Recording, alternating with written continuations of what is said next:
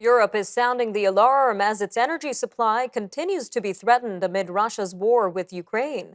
The International Energy Agency said that people will have to save at least 13% over the winter if Russia cuts off the last trickle of gas that's flowing to Europe. In its quarterly gas report, the Paris-based group adds that only by saving can Europe avoid a severe shortage. Now, this if Russia's gas halts completely over the war in Ukraine. Meanwhile, Russia has accused the West of sabotaging Russian-built natural gas pipelines in the Baltic Sea. The U.S. and allies have denied those charges. Well, joining us now to discuss the looming energy crisis in Europe and how Canada can get involved is Dr. Heather Exner-Pirot, energy policy expert and senior fellow at the Macdonald-Laurier Institute. Dr. Exner-Pirot, welcome back to Forum Daily. Thanks for having me again. So can you give us an idea of what's happening on the ground in Europe right now amid this energy crunch? How are Europeans being affected? Well, it's hard to overestimate the economic effect that this is happening. Inflation is skyrocketing. We think it's high in Canada. It hit 17% in the Netherlands this past month. Industry is shutting down. They're becoming much less competitive. Steel, fertilizer, it's too expensive to operate in Europe. So hundreds of billions of euros being spent on subsidies, on assistance, on capping energy markets, and it'll likely bring the whole globe into a recession. Seems like Europe is being attacked. Europe's economy is being attacked in many ways, Dr. Pirot. Now, how do the nearing winter months affect the urgency of this energy crisis in particular?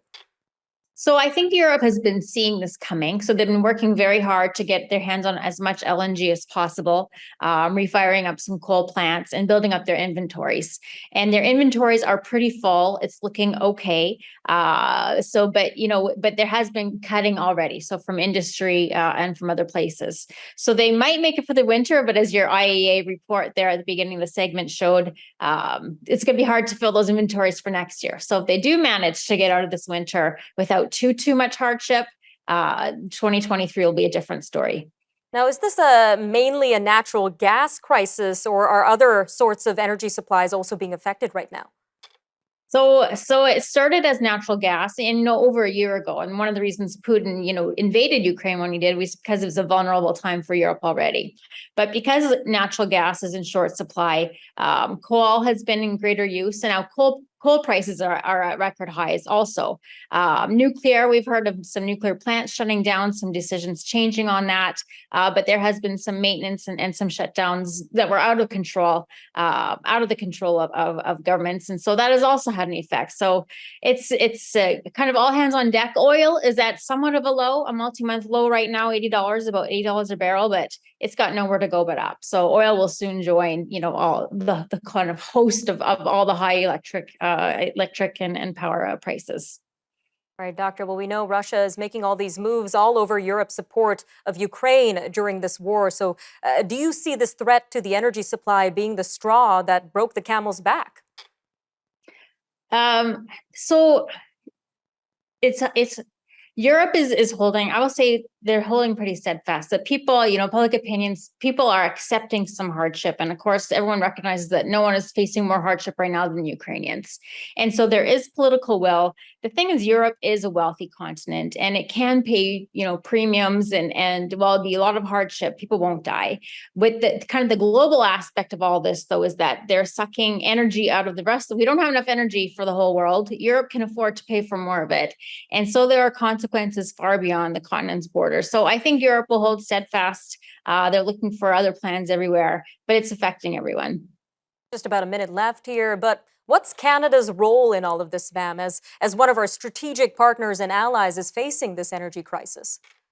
Yeah, and we've had this discussion for a while, especially with Chancellor Scholz's visit, is what can we do in the near term? In the near term, not that much. However, we are exporting a ton of natural gas to the United States. We can't liquefy it and export it ourselves, but they can. So as long as we keep up the supplies to the United States so that they can, keep LNG prices coming out of there at a reasonable cost, that's helpful.